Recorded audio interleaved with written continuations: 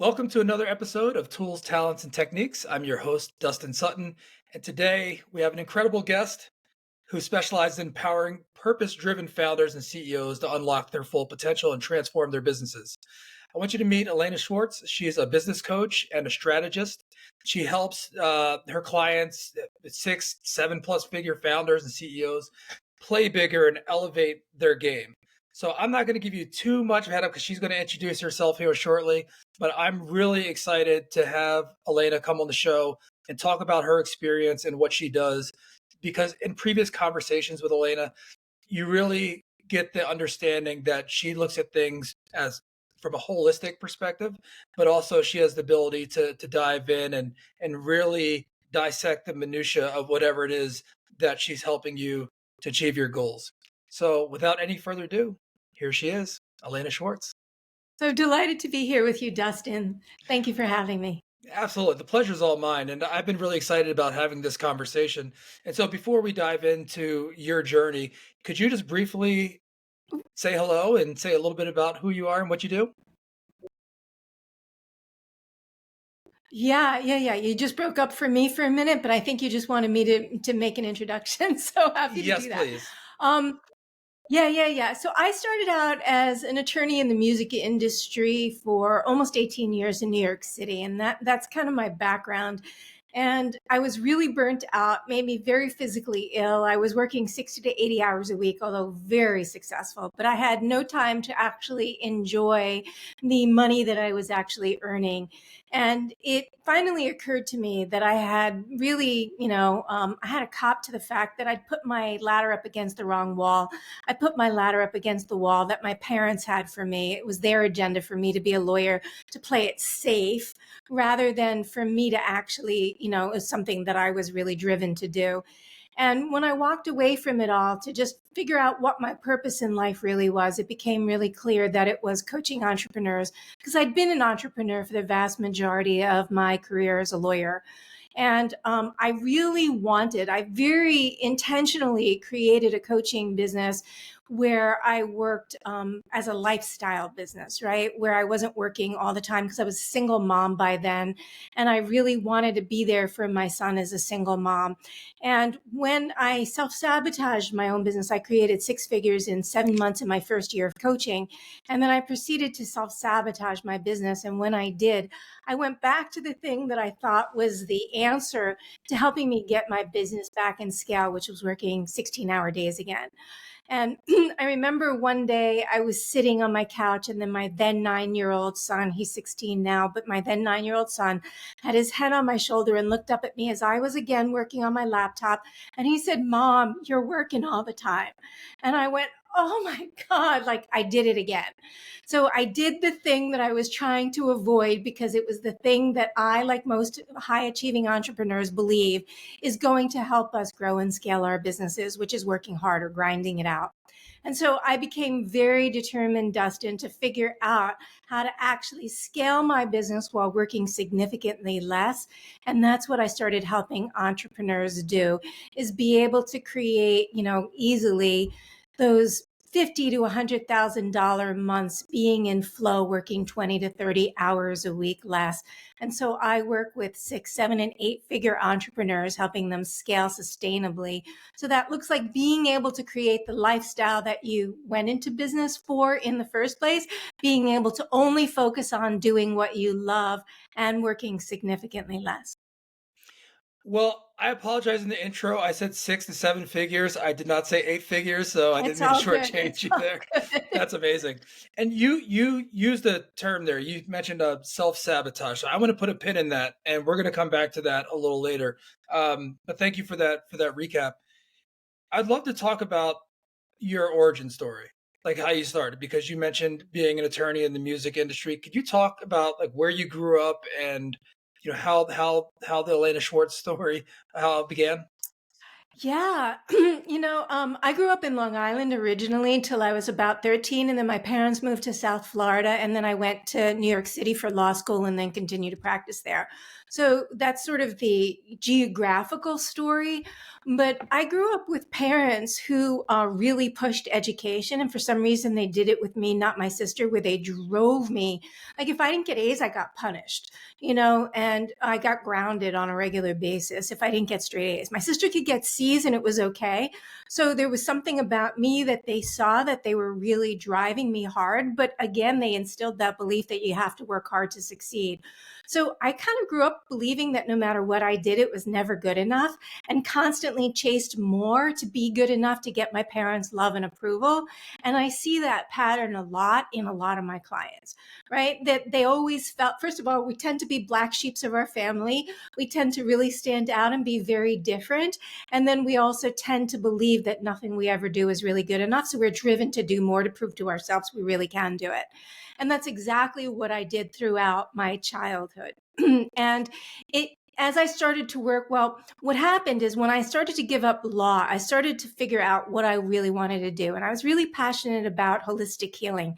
And so I tried a lot of things. I went through a nutrition program. I did, Reiki training, level 1 and level 2. I did a whole variety of different things. I learned I was really good at many things, not all of which I'm meant to do. Kind of became a little bit of a Renaissance woman in terms of dabbling in this and that. And then what happened is I went through a dark night of the soul. So I watched all the structures of my entire life fall apart. The massive nest egg I had built up completely disappeared, and I went to almost $100,000 in debt. My marriage was on the rocks, started to have difficulty with my son, like all of these things, just like it was a confluence of events that just came on me all at once and really, dropped me to my knees. And I was in search of tools to help me get out of the living hell I put myself in. And I started to discover mindset tools and techniques that help liberate my thinking and help me understand the nature of reality and manifestation in a completely different way. And that's when I found my purpose. And so in that process, I discovered that coaching entrepreneurs and at first I was like, I couldn't believe it when I got the download. I was like, really? That's what I'm meant to be doing? And within a week, it became so clear that, yes, this is what I'm meant to be doing. I mean, my clients, my cards when I was a lawyer said counselor at law, and they didn't say attorney at law, because I always counseled my clients. And so it made sense. I was a strategist in law, and it made sense that I was going to use those skills to help entrepreneurs grow and scale their business. And so that's how I got started working with entrepreneurs and sort of on my journey. You mentioned a couple things there that I want to make sure that we drill down into because you mentioned your sister who could C's. Don't want to throw her under the bus about her grades growing up. Was this an older sister, younger sister? Older sister. Older Your older sister. sister. Yeah. Uh, and so when you have that experience, did you do similar things in your life? I mean, did you play sports or were you in clubs? Were those things similar in what you were doing, or were you doing totally different things? Then my sister? Yeah. We were doing totally different things. Yeah, totally. I mean, I was a nerd. I was like a total nerdy girl. It's funny to think of me now as a nerdy girl, but I was a total nerdy girl. And so, I kind of geeked out on various things, but I mean, I was an avid learner. It's just that I didn't want to work that hard in school. I wanted to have fun. And I didn't actually believe you had to work really hard, but I was I literally was beaten into submission. I mean, literally beaten into submission with Oh the wow. idea that that's what was necessary, that I couldn't make mistakes. Mistakes were not okay for me to make. So as a result, that was kind of how I mean, for many, many years, up until my teenage years, I really went the straight and narrow. Like I was afraid to color outside the lines because I got my ass kicked a lot. And, so because of that, it really drove me to like just stay on the straight and narrow path. And it was when I actually, when I was 14, had a near death experience. I almost died. I had an accident. My mother was told by a neurologist that I was going to have permanent brain damage. And she didn't believe it. There was something about it that she didn't believe. And so we didn't know about neuroplasticity back then, but she just really started to retrain my brain through games and puzzles and all kinds of other ways to like reconnect those synapses. And I basically recovered when I was told that I wasn't told, but my mom was told that there was no chance of me recovering for that. And after that near death experience at 14, my life completely changed. Then I started to really step into more of who I was and find my passions and purposes in life. Except again, I followed my parents' direction and went the law school route. So I can't say that was completely true. Well, I want to ask you about that, about the law school and going that route. But are you okay with sharing what was the accident? What Oh, was the near sure. death experience? Oh, I had a I had a moped accident. So yeah, that's what it was. And it just hitting my head and just not, it wasn't a good experience, obviously. I Yeah. mean, it was a great experience. It actually woke me up. It was my first awakening because one of the ways that my mom helped me was taught me meditation. And so literally every day for years I meditated. And that made a huge difference. I mean, as a teenager, that made a huge difference in me, like really coming into a level of grounding that I don't think I would have as a regular teenager if those experiences hadn't happened. Do you, because you mentioned before about, your relationship with your parents, do you think, sounds like that, I don't want to put words in your mouth, but do you think that brought you closer to your parents and your relationship? Did it It make did that? with my mom, not with my dad. My dad, wow, this is really vulnerable, but I'm going to share it anyway. My dad's not alive anymore and I love him dearly, but he played the shame game. So whenever I did something that he thought was off the path of what I should be doing, there was just tons of shame.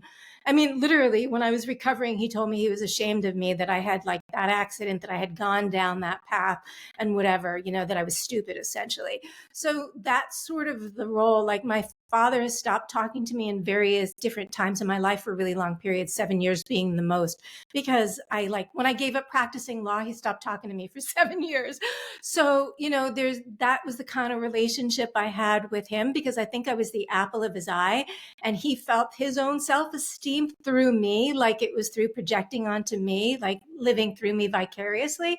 And so whenever I didn't live up to those expectations, like the hammer came down pretty hard. Whereas that experience actually helped me create a relationship with my mom that I didn't have before. And we have Hmm. a great relationship now, I will say that. Well, that's good.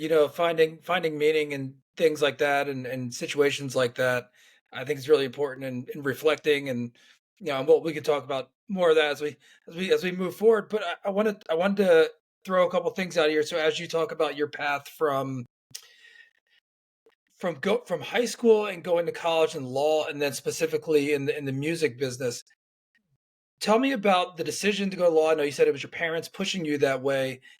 Did you know what type of law, or was that even in like what Yeah, was that yeah. experience like?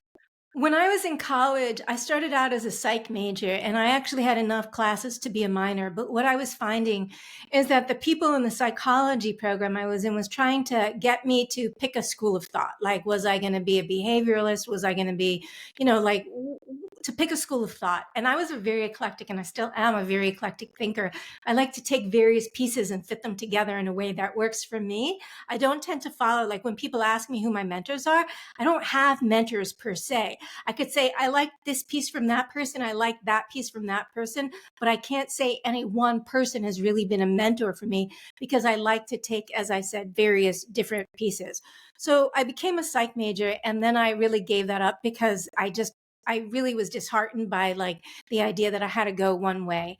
And then I went into business administration and I hated it. I didn't like it at all and I gave it up. And the only other thing that interested me was this legal studies program, and it was mostly legal history. There were two pre-law classes, but it was mostly legal history. And I had a couple of professors that actually told the truth about history, and I became very enamored with the truth. And I was like, wow, this is so different than any textbook teaches. This is like what's really going on and what the country was really doing. And I just, that to me was just like so sexy. So I was going to become a history teacher and a college history teacher. And my parents said like I wouldn't make any money. I was going to fall out of the ivory tower. I happened to win both the moot courts that were the two pre-law classes. One was an appellate moot court, one was a trial and a moot trial. And I actually won both of them. And so because I won both of them, they convinced me that that was the path and it would be safety and security and I'd make lots of money. And I was dating a musician at the time who moved up to New York City to pursue a career in music. So I was like, okay, if I'm going to go to law, I had a lot of friends who were musicians. That's what I was going to do. I was going to go into music law. So I moved to New York I moved back to New York City with the specific intention of actually pursuing a career in music. And I was able to do it pretty much from the get go. So you jump right out of law school, you go right into the music industry. Tell me about that experience and working with creatives because you're an eclectic thinker. I imagine there's a business side, then there's the music side. Tell me about that experience and how that all worked. Yeah, in the beginning, like the music industry can be pretty sexy, especially back then. I don't know that it's as sexy now because, like selling records isn't the thing anymore. Selling CDs at the time was a really big thing. And it was just when I was getting out, just the dawn of really going in the digital age. So for me, like I knew a lot of musicians. I worked with a lot of musicians. I went out almost every night to see bands play, to scout bands as well as just because I loved music and I was dating a musician. I ended up marrying him. So, because of that, I was really passionate about music, not necessarily business. And what I discovered was a couple of things. First of all, most musicians don't really appreciate a job well done. Companies know when you're doing a good job. Musicians don't. They just want to get what they get, right? They just want what they want. And if they get it, they're happy. And if they're not, they blame you. But they don't really have a good sense of when somebody's doing a really good job. That was the first thing. And they don't like to pay really well to do it either. So that was the first thing. The second thing was that the music industry was a lot like high school with paychecks. So there was a very old boy network and very immature overall. And so somebody like me who is, I don't want to say this, like more evolved spiritually, I found it really, really hard for me. It was like a really hard road for me. And I was pushing up against that a lot. And as a lawyer, like most people, when they have the leverage and they're making deals, they want to beat the other party to shreds because they have the leverage to do that. And what I started to notice was that people were making deals, but they were blowing up the relationship. So because of the negotiation, oftentimes the parties had difficulty working together after the fact, right? Because one of them got beaten up in the negotiation and then they lost trust in the process.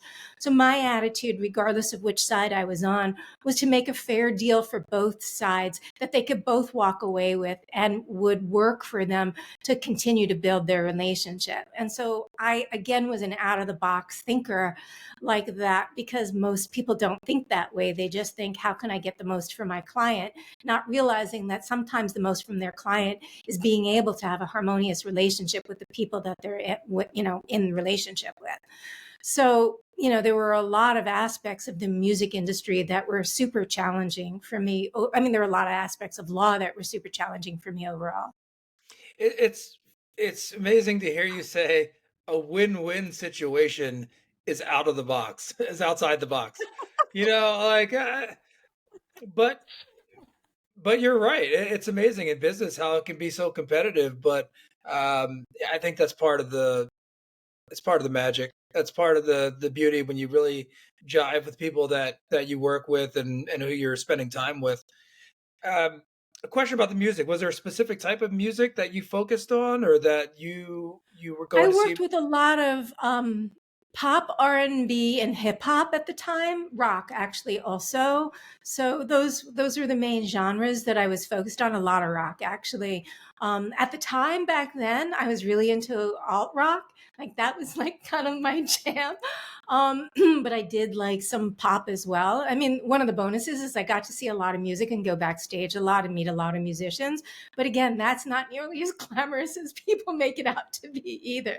So I think about that sometime when I go to events or concerts and this person's going on this tour and you're like, wow, so what do they do? They go, I mean, this is their job. So they go backstage, they gotta sign autographs, they gotta do that. they People got they to gotta do the take meet and pictures, greet. the meet Hmm. and greet, and then it's like either they probably blow off some steam and then get back on their tour bus and go to the next place and over and over. It's gotta be taxing. Yeah, yeah. Especially because early days, like the middle of my career, and bands like Aerosmith were getting clean and sober, and so they weren't allowing like booze and drugs backstage. But in the early days of my career, it was a total party fest. Everybody was partying really hard. So I can imagine how hard that would have been to tour based on that. Yeah, it's amazing. So when you're doing that for a while, walk through the next step of your evolution and your genesis. Yeah, so I was in private practice. The vast majority of entertainment firms are boutique firms, so they're small, which I really liked. And then one of the firms I was with, as I sort of had stepped in to take over a partner's role. And when I stepped in, that firm got bought out by I don't know if you're familiar with the term, but AM 100 law firm, which are like one of the top 100 law firms in the country.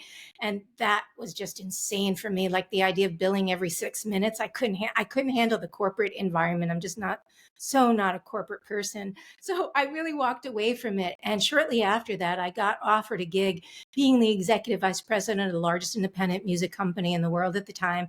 And I liked what they were up to, and I accepted the offer.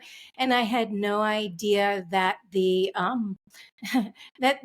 CEO that I was going to work with, I was like the third person, in the company, essentially in the hierarchy, but that the person I reported to was a total narcissist. So it was like he hired me because I did an unprecedented deal. He learned about the deal from the record company, and that's why I got hired. But then they wanted to like cut my wings because I wouldn't do what they asked me to do, because I always wanted to do what was the right thing to do.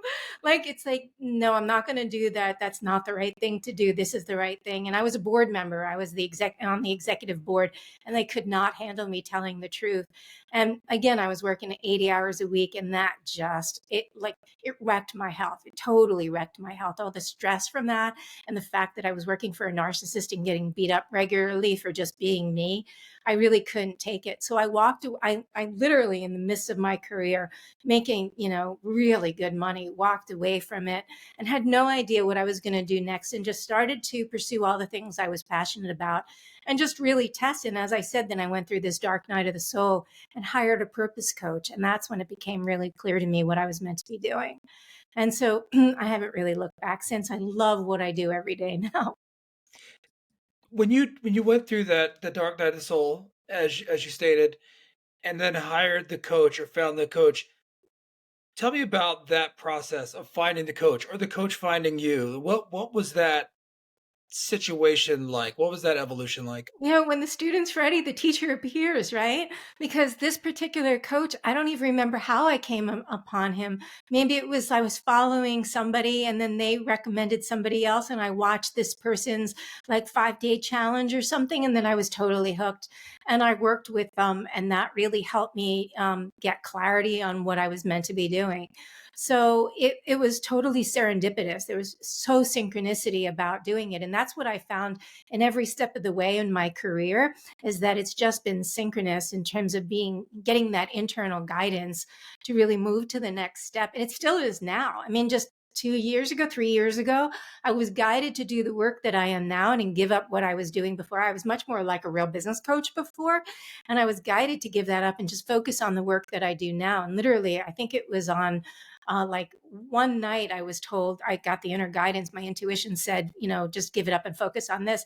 And I was like, I don't know how to do that and make money, and I'm making really good money. And how do I give up what I'm doing now and do that? And it's like the guidance I got was lean in and you'll be shown, or lean out, your choice. You get the choice, lean in or lean out. And I went, okay, I'm scared shitless, but I'm leaning in. And within 24 hours, the how showed up. And within 48 hours, my first client showed up in doing my new offer. And that was my highest up until that point. And it hasn't been since, but up until that point, it was my highest grossing month so far. So it was like, that's just how I roll, of like, just keep following the inner guide. And ultimately, that's what I teach people to do now, is to really tune in on demand to their intuition so they can follow that inner guidance, because your inner guidance will never lead you wrong. Your ego will keep having you hit the wall, but your inner guidance will never lead you wrong. And when you learn to actually follow it, it leads you to the path of no resistance, not even least resistance, no resistance. And that's when you move in flow and get out of the grind. All right, I'm going to put a pin in those, the flow and the inner guidance here, because I want to talk about that. And maybe this question will lead into some of the things that you currently do. But when you worked with that first coach, were there anything, one or two or however many you can think of, things that stand out that were like aha moments that you were, or techniques that he offered? Is there anything that stands out that you were like, oh wow, I didn't think of it like that before? Yeah, I mean, I'm trying to think back to that time. He had a process, I mean, it's so long ago. It's like 12 years ago already, or 10 years ago. So he had a process for finding your purpose that was like just a meditative process of living into your vision that was super helpful. Um, Most people, including entrepreneurs, don't actually go for what they want. They go for what they think they can have. Right. And so it's one of the things I hear a lot from clients when they work with me. Oh, I was dreaming much smaller than I'm meant to be dreaming, because they're really afraid to live into the bigness of who they are.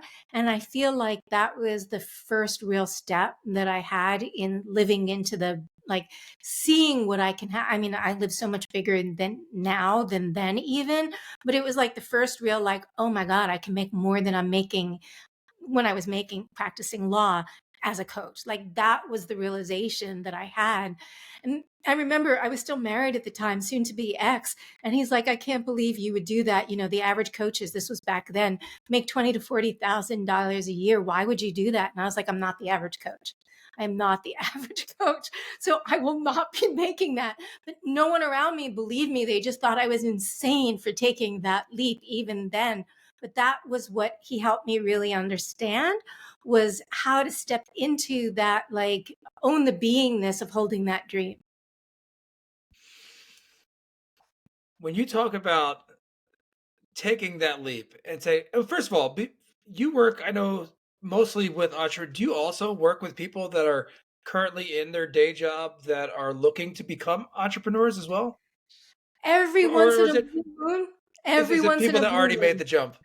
It's people who've already made the jump and are actually very successful. So I have worked with a couple of clients who were so successful at their jobs and have just started businesses and just needed some guidance in the right direction. And they've taken massively off. Like, I can just sense the DNA of somebody who's going to do that. Because I mean, when I first started coaching, I used to help people get to six figures. And what I was finding, Dustin, is that so many of them were afraid to take action, right? They were afraid to give up the safety and security of their jobs, because most people have we're ingrained with, from school and from our parents, with an employee mindset. Right? The employee mindset focuses on safety and security, believing that a paycheck creates safety and security. It does not. You can lose your job in a heartbeat, right? You can lose your house. You can lose everything in a heartbeat. What creates safety and security is knowing that no matter what happens, you're going to be okay and you'll work your way out of it. Right? It's an internal safety and security is an internal job. It's not an external job. You can't get that for money. You can't get freedom from money either. You got to have the freedom first to get freedom. So what I was finding with people who were looking to get to six figures is like it was pulling teeth to drag them along, and that was no fun for me. So I really wanted to work with people who were already past that point of dragging them along to help them get the next quantum leap. And that's why I shifted to working with people who are at 6+ figures. No. I want to talk more about flow and that inner Sure. guidance. Tell me about the process. You don't have to give away the recipe for everything you do, but if you could talk about the importance of flow, I love how you qualified and you said not like low resistance, you said no resistance when you follow your inner guidance. Talk about that. Yes. Talk Yes. about the Yes. importance, Definitely. how you do it, or why it's important, how you evolve. Like, tell me the whole thing. I want to hear it all. Yeah, yeah, yeah. At any given moment, we have two paths. One is to follow the ego guidance. One is to follow, I'm going to call it your higher self guidance, right? Your higher self is this like infinite version of you that's all knowing, can tap into any. From a quantum physics perspective, any thought that's ever been thought or ever shall be thought already exists in the now. Past, present, and future already exist in the now. This is quantum physics. Like, I didn't make this up. It's not woo, it's quantum physics, right? And so when you think about the ability that all the past, present, and future exists in the now, then there's a part of you that already lives in the past, present, and future, already knows what's possible. If you take choice A, it already knows the consequence of choice A. If you take choice B, it already knows the consequence of choice B. If you take choice C, and there's infinite choices, right? And its job, our higher self's job, is to guide us to the path of no resistance, to guide us to actually what's in our highest good way. That's what flow really is. I'm sure that every one of your listeners has been in the zone at some point, especially if they've ever done athletics. There's this moment when you just like everything just seems to be going in the right direction. Synchronicities just happen like that. Resources seem to appear. Time seems to stand still, and you're just hyper focused, right? And just this effortlessness. And it's not that you're not putting effort towards it, but there's an effortlessness around it. That to me is flow. And we have the ability to create those states on demand, like anytime we want, on demand. And it's just by not following the ego guidance. That's it, by following the highest good guidance. And ultimately, there are two words with what's in your highest good. There's 100% responsibility. When you take 100% responsibility for your life, and what I mean, and I don't mean obligation. Obligation is ego. It's not truth. Taking 100% responsibility means I created my reality, everything in it, all the things that suck, all the things that I love. I created it. I put it there. And if I don't love it, I have the power to change it in a way that I do love. That's responsibility, right? Nobody did this to me. It's all happening for me. This is responsibility. I put it there. I'm not a victim to life. Right. And when I can take responsibility for having created the mess of my life or the chaos in my life, then it empowers me to actually shift it in a way that I want to and manifest what I want instead. Because we're mostly manifesting by default. We're mostly manifesting. That's where self-sabotage comes in, from the subconscious patterns in our subconscious mind, right? From the blocks and limiting beliefs and self-sabotaging patterns. And so when we're able to remove those, get them out of the way, neutralize them so they're no longer impacting us in a tremendous way, then we get to follow that intuitive guidance. I'll call it the higher self guidance, that intuitive guidance. That is what your intuition is. I know that every one of I've asked this to hundreds of people. Have you ever gotten a download in the shower, on a walk, or a 3 a.m. genius moment? And everybody has said yes. They've had that intuitive guidance. And when you follow it, it allows for magic to happen. And when you don't, it's created some challenge, right? And so what I'm essentially training my clients to do is to be able to tap into that guidance on the regular, as well as learn how to follow it so they don't self-sabotage themselves. Because here's the thing. Let's take this, for example, as your subconscious mind. Your subconscious mind's number one instinct is not actually for survival. It's the familiar. And it's because the familiar keeps you alive. It knows that if you keep repeating the same patterns over and over again, Dustin not dead. And as long as Dustin's not dead, it's done its job. But everything you want is in the unknown. It's out over here. So what happens is you start to take steps out into the unknown, and your subconscious mind searches its database and go, okay, where have I done that before and survived? But you haven't done it before. It's in the unknown. And so it freaks out and creates some form of self-sabotage to move you right back in over here. Right? And so you're going like this all the time. And maybe you step out over here and your comfort zone expands a little, but what you want's out over here. And then you go to take another step, self-sabotage, self-sabotage, self-sabotage, right? So it's about learning how to break those patterns, habituate yourself to different patterns of success, habituate your thinking to success thinking, and then following the inner guidance. Does that make sense? It makes sense, and I would love if you could give an example or two of how that actually works, like how to do that. Are there techniques that somebody can Oh do yeah, for to sure, do for that? sure, Could you for could sure. you give a couple examples? Yeah, I'll give you examples of results because I would have to walk you through the whole process for the techniques, and that Sure, would whatever, be, whatever you, because yeah. I know from my perspective, and I'm tracking everything that you're saying right now, and I think it's important. I know in my experience to take little steps, right? That I've taken little steps, I've taken big steps, I've taken leaps, I've fallen down, I've fallen forward, I've fallen backwards. I feel like I've fallen every single way you can. But that actually has helped me build a confidence to try other things and to do different things. And part of it's because And there's been many cases where I just haven't been comfortable in wherever I was or whatever I was doing. So that actually forced me to do those things.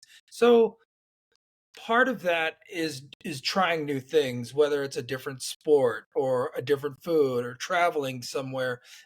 So I get it, I get it. But when you talk about being able to enter the flow state at any moment, I'm just wondering if there's example, like, you know what, here's something Yeah, that you can do, whether yeah. it's the music, sound, like anything, meditation, whatever it is. I don't. So yeah, I'd No, love to no, hear it isn't. And there are actually tools and techniques that I use to help my clients clear their ego out of the way. So you cannot tune into the inner guidance when your ego is speaking loudly. You just can't. I can't tune into other people. Like I channel other people as well. That's how I help them clear their own beliefs at a DNA level. Like energetically, we carry this stuff. Like our DNA is really, from an energy standpoint, encoded vibration.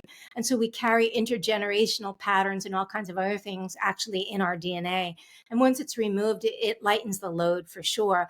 So I don't teach my clients DNA work, although I will in my new program. But what I teach them to do is both move their ego out of their way so that they can actually go into their own subconscious minds and clear their own blocks, limiting beliefs, and self-sabotaging patterns. And then I teach them how to tune into their higher self and follow that guidance. I also teach them everything is made up of energy. Again, quantum physics, we are only 0.00001% matter. That means 99.9999% energy, right? It's much easier to make a transformation by changing energy than it is by trying to change matter.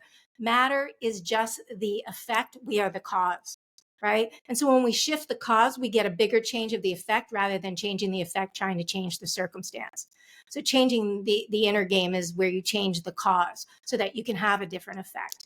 And so what people can learn to do is then channel essentially their own higher selves and then follow that guidance. And so, as I said, everything is energy. You can also tune into the energy of your business. Your business wants you to do specific things. It wants you to hire specific people.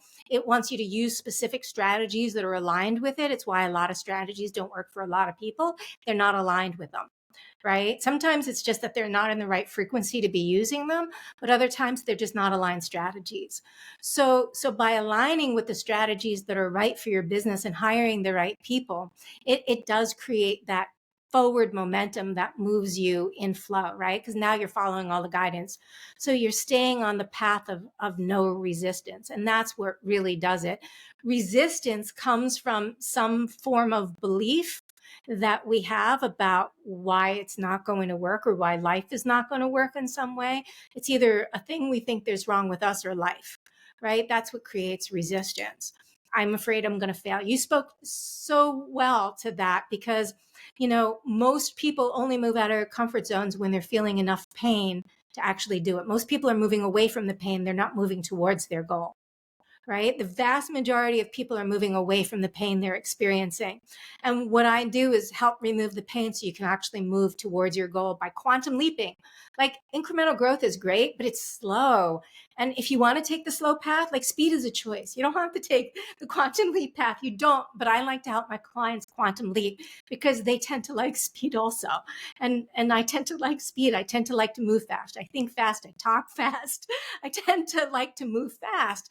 And I want to make those quantum leaps for myself. And that's what I help my clients do is make those quantum leaps. So you asked for a story.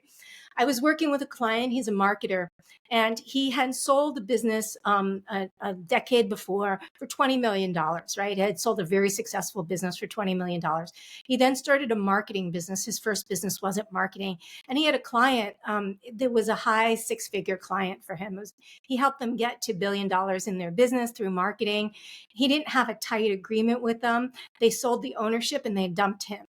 Right? He ended up going bankrupt and getting divorced. And for 4 years in a row, he was in a survival mode, like just barely eking by. And he was also incredibly defensive, would fight a lot with potential clients. There would be constant inner friction, constant drama created. And by the third month of us working together, first of all, he was in flow. He had a different sense of love for himself. He stopped fighting with potential clients. He started to get himself out of situations where drama would be creating. And in his third month, he created six figures. right? That's not an uncommon phenomenon. So if it was, then, but that's typically what happens when clients start working with me, is somewhere around the 45 to 60-day mark.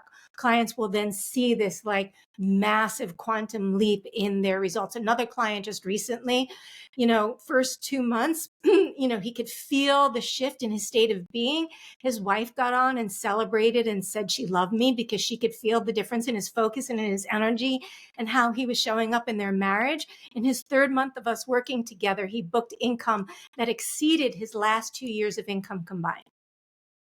That's amazing. That's amazing. I have a couple questions Yeah. about, what you're seeing in most people. Number one is, if there's somebody, because you talk about energy and there's a spiritual, not even undertone, overtone, like it's what it is. It's very holistic. And you have are there any challenges that you faced with people that didn't understand this, or were a little hesitant, or thought it was Oh, too woo sure. woo, or whatever? Like Yeah, for what is that sure. like when you're helping people get through that? Here's the thing, results don't lie, right? So you can tell exactly where you are by the results that you're getting. And I have had a few of those clients who didn't realize when I talk about mindset work that this is what I was talking about. But typically they're in a group environment and they're hearing the success stories of other people. And that will help them get on board, where I'm just like, lean in and trust. I know this is totally out there, but just lean in and trust. Because I also do very practical stuff. I help my clients dial in their messaging. It's super important. I help them get clear on the scalable model. I help them get clear on what their business wants from them and the strategies they're meant to use to going forward. Those are parts of what I help my clients do on a long-term basis. So it's both and, right? I mesh the woo with the do, because I'm all about the tangible results. Like, being spiritual is awesome in and of itself, but if it's not leading to tangible results, it's not, there's something off with it. The idea that you have to be spiritual, you can't make a lot of money, that's BS. We're meant to like live in we are abundant beings. We're meant to live in a land of abundance, right? But that's an inner state of being. It's not an outward experience. And so when people start to realize you have to change the inner game to change the outer game, they tend to embrace those tools, because we're working on both and at the same time. We're working on some of the very tactical pieces, not in a way that typical business coaches do. I don't go granular with it, but I give them enough that we all have the guidance that we need inside of us. We all know exactly what we're meant to be doing. We're just tuning it out on a greater basis because we don't believe in ourselves in some way. We don't think we're good enough. We're afraid to fail. Sometimes we're even afraid to succeed. I have a lot of clients that are afraid to be alone if they get to the next level of success. Right? A lot of my clients fear that because they're already above, like way above where most of their peers and colleagues and friends are to begin with, that they're afraid that they're just going to like blast off and like be in outer space by themselves. So on a success level. So, I do have clients who come in sometimes with that, but in a very short period of time, they embrace it because they can see the difference that they feel in themselves. They can feel the difference in what happens in their lives, where that inner friction. Most of what we do during the day, Dustin, is not hard. It's the inner friction it's the thoughts we have about what we're doing that make it hard. Right? It's not the things themselves that are really that challenging. Sure, you may not know what to do. You may need to up level your skill. Up leveling skill in and of itself is not that hard. It's the thoughts you have about up leveling skill that make it hard. Right? Uh, yeah, I would love to dissect that, the fear of success. I would love to dive into more, like what does that look like? And you gave a brief glimpse into that. Can you talk about that? Like what that looks like and how that shows up in people? Yeah, it shows up in a couple of different patterns. One I just said, and the other one is that they're going to outshine everyone else, right? So it's like, do I really deserve to be at this level when everyone around me isn't? Like, I feel like I should take them along, and I should only go so far as I can, like, take them along with me. And there's a level of wanting to take responsibility for people around them.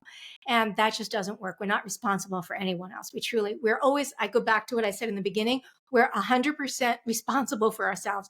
And no one can take responsibility. Even if you try taking responsibility, you just cut and paste their shit onto your timeline to deal with, but you don't take it off theirs. They still have to deal with it, right? So we can't take responsibility. Universally, it doesn't work. It's not universal law.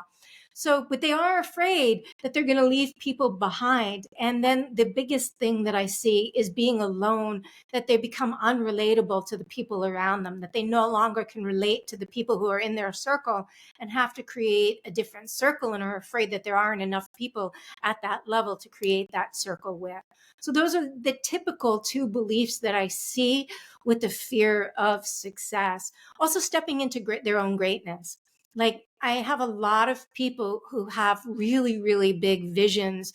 You know, they may be at $500,000 now, but they literally have $50 million visions.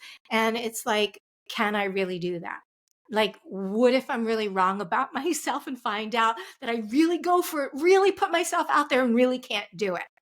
Right? That's another one that I see that comes up a bunch. Wow, that's the deep end. I tell you, you're in the deep end stuff right there. Eh, That's the level. I only like to play at the deep end of the pool. You That's know, it's great. like it's Yeah, fun to play in the for a little bit until I can move the people with me into the deep end, because the deep end is where all the juiciness is. It's where all yeah. the magic happens. It really is where all the magic happens. Well, I want to, and I agree with that 1000%. I want to talk about something that, and for those of you who are just listening and can't see, Elena, when you say inside, you're pointing like two hands to your chest. You're talking inside. But I know we've also talked about the mindset and the ego. In your experience and your thought, is this where does all this lie? I mean, I know you mentioned quantum physics and all those things, but you're saying inside, you're pointing to the chest, and the one thing that I've thought about and talked to several people about is about aligning your head and your heart, and like you gotta use your head, but also you gotta follow your gut and your instinct, your chest. Like how do you think about those things and where that is? Yeah. Our heart's a really good barometer of where we are. You know, like our emotions, our feelings are good barometers of exactly what we're feeling, because negative feelings really only arise from, again, the thoughts we have about what happened, not because what happened is actually true. It's just the meaning we gave an experience. That's where our feelings come from. So when I think about the mind, following the mind will never lead you where you want to go. Like, when people get really analytical analysis, it goes into overthinking, analysis paralysis. That's like the death knell of entrepreneurship and being able to move forward. The perfectionism, again, it's one of those things. It's all in the mind, right? So where these things occur is the subconscious mind. Now, I point to my head when I talk about the subconscious mind, but the truth is your subconscious mind's everywhere in your body. It's not just in your head. It's just this, it's the layer of where these limiting beliefs. So between the age of conception to age 7, we are in the dominant brainwave of theta, which is the brainwave of hypnosis.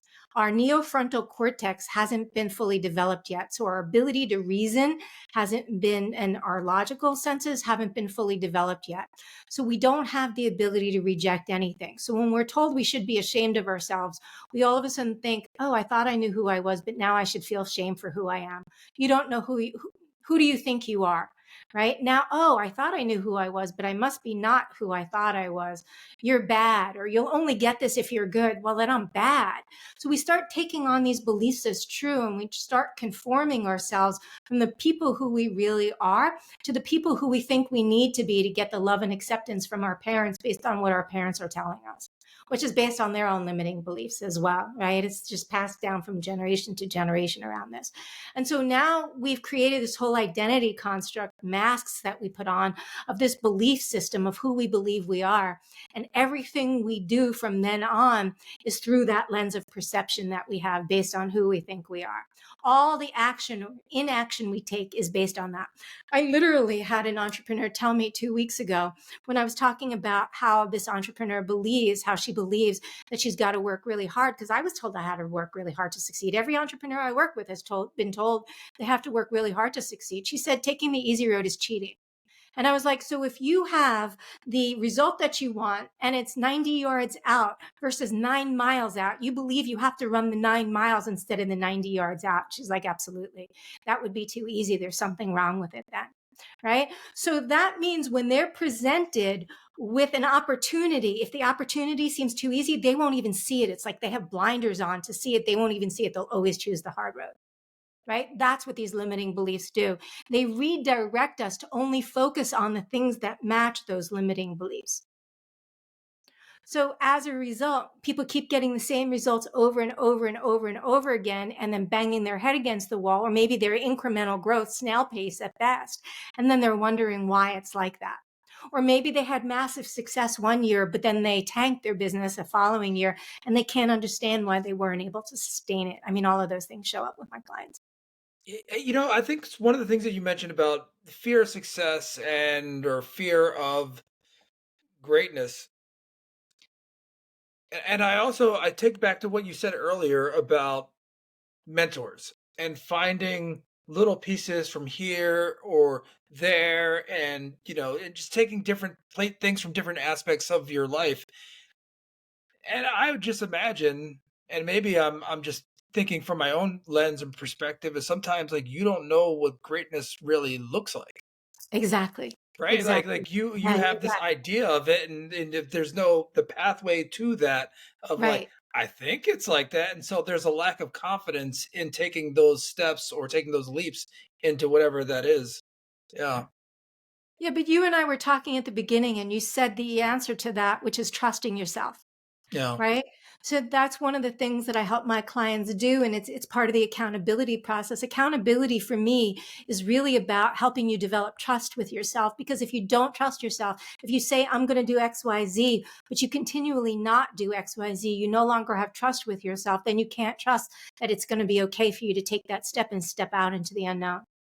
Right. So by building trust with yourself and going, okay, I do what I say I'm going to do. I can count on myself to do that. Then when you say I'm going to do XYZ, then you know it's okay to do XYZ.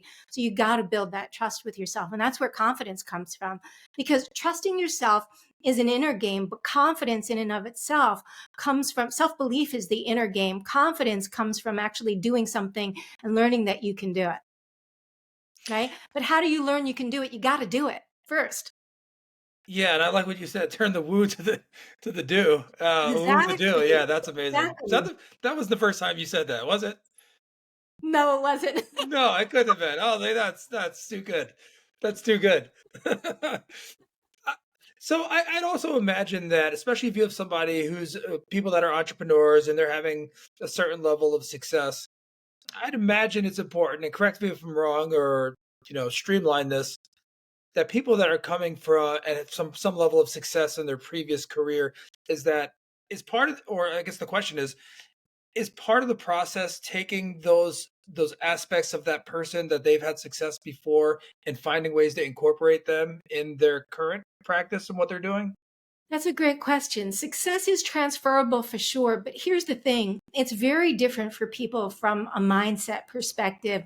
When you were really excellent at your job, when somebody was paying you to do it, and the whole your paycheck wasn't based on exactly what you were doing, versus then stepping out into your purpose and now you only eat what you kill. Right? Because when you go from the perspective of having to move out of that employee mindset into an entrepreneurial mindset, which is a growth mindset, right? Even though those skills are transferable, a lot of limiting beliefs come up that weren't there when you were getting a regular paycheck. Right? When now all of a sudden your success is completely dependent upon you and what you do, and especially when you have team members and you're responsible for paying them every month, now all of a sudden the pressure is very different. And that's often what messes with people's minds more than anything else, is the pressure to continue to do that. Right. So like my overhead is very different now than it was 10 years ago, when I couldn't make, when I was having difficulties, say 10 years ago, it was very different with the amount of money I needed to come up with now than paying my whole team and all the expenses that my business has. Right? Completely different experience. And that's what it's like call it quality problems, but it's a next level experience, right? So it plays with the mind in a very different way. Yeah, and I love whatever those challenges that you're faced with now, based on everything that you're saying and how you're approaching it, you are tackling them the same way, like with the same a solid foundation of how you're addressing those things and bringing your whole self. And wow, this has been, Elena, this has been such a fun time. I really appreciate you coming on and sharing more about what you do and how you do it and how you got here. Um, I before we appreciate leave, this conversation with you, Dustin. So thank you so much. yeah, it's amazing. This is fantastic. Before we leave, is there anything that you want to leave our viewers and our listeners with? Yeah, I would love to offer them a free gift. So I became, because I worked 60 to 80-hour weeks, both in my own business as well as, as a lawyer, I really became super passionate about helping people work less. So I typically help people shave 20 to 30 hours, if not even 40 hours off of their work week on the regular. And so I've created a free gift for your listeners that I would love to offer. And it's about how 3 steps to shave 20 to 30 hours off of your work week while making more. And so I would love to offer that for free. And they can find that at www.alainaschwartz.com/time. That's where you'll find the free gift. www.alainaschwartz.com/time. Fantastic, and I will include that and some other references for some of your contact information in the show notes as well. I really appreciate that. Thank you. It's been El- such a pleasure. Elena, I appreciate it. Yeah, thank you so much. It's been wonderful. Have a wonderful night.